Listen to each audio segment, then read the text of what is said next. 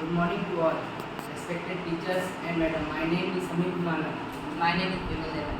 We are going to demonstrate our project on to know your ecosystem. Next. So our title is Effect of Human Activities and Natural Indicators of Ecosystem. Next.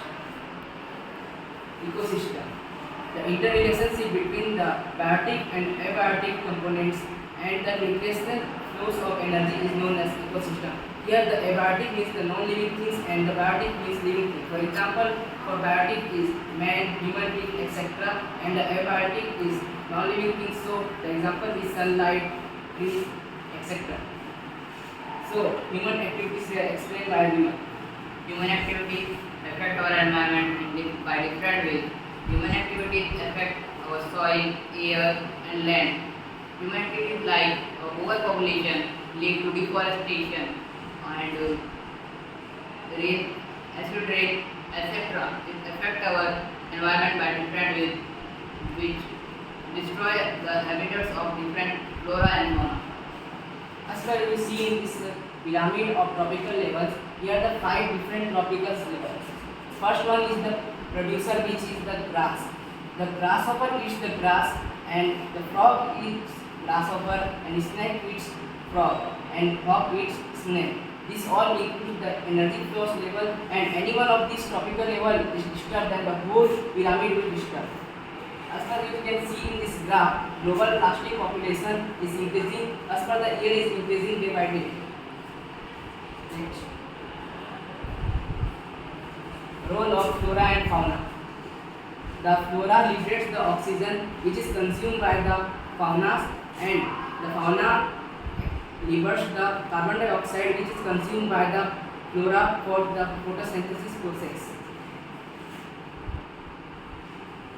To save flora and fauna, following steps are necessary. First, we have to stop the hunting.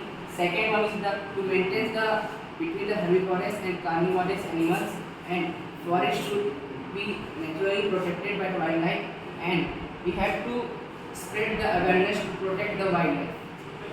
Human activities. Human activities has a adverse effect on our land. Humans want to set up with factories, mining centers.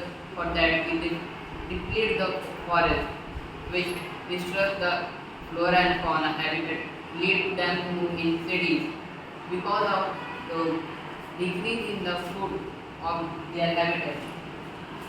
Here the flora is the plant life occurring in the part region of time, and the fauna is the animal life of any particular region. This graph shows the rate of downward of the flora and fauna as per the increases of the years.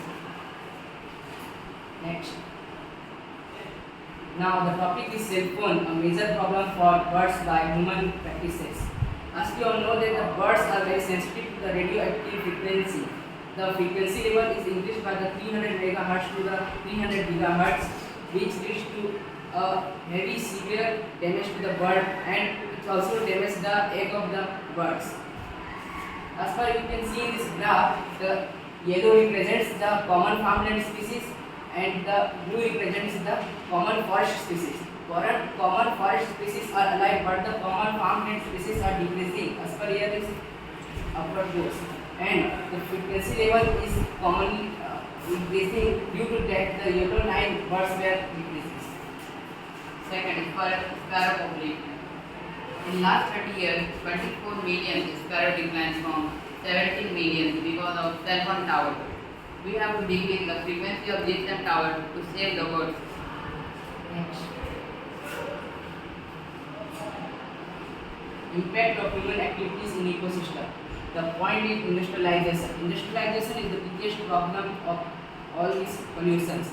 It releases the harmful gases which cause air pollution, and it's also removal of the waste material in the seas, water bodies, which also cause the water pollution. It also releases the 80 types of toxics which cause heavy pollution, and it also affect the wildlife and natural substances.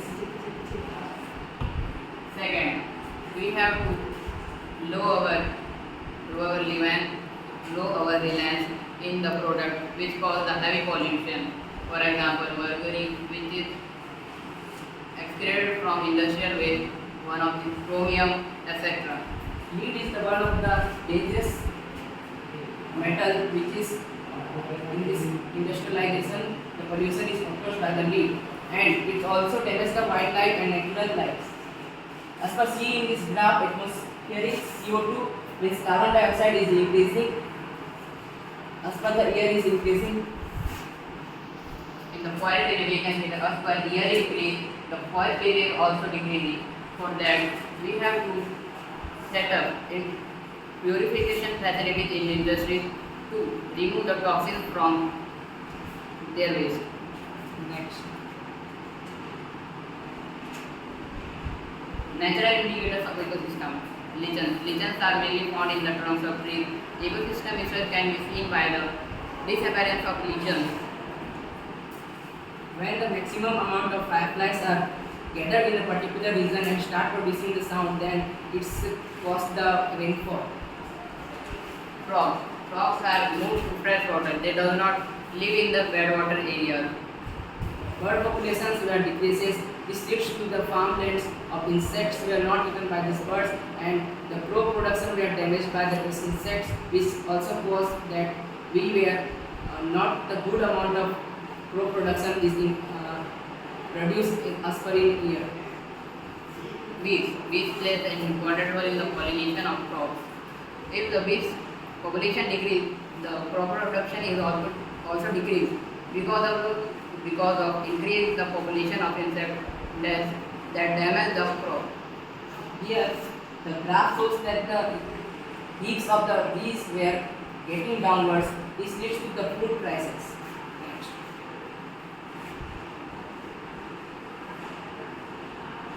Mining destructions by human on ecosystem. So, the mining areas, the huge amount of blast were done, which constrains the sulfide.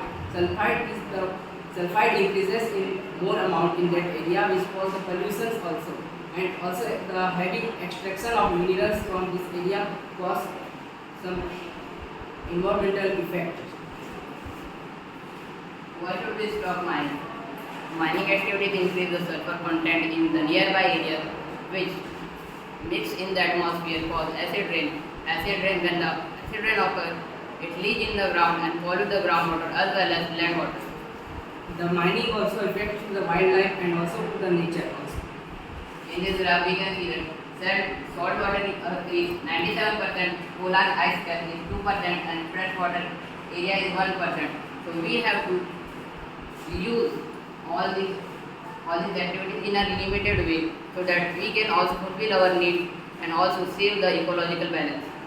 Extraction of heavy minerals from the mining zones is become to the heavy red zone area. So we have to less extract the minerals from these areas, and it also affect the local climates of that region. Next. Impact of nuclear destruction on ecosystem. Nuclear weapons produces the ionization radiation, means to say that nuclear radiation. So the nuclear radiation kills the heavy environmental contaminants the environment and long-term health consequences. As per see, one of the great examples is the Nagasaki, where the atomic bomb is then the huge amount of population will get died, and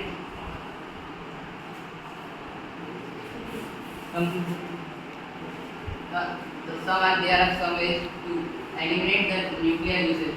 First, no one will use the nuclear weapon first in the war situation.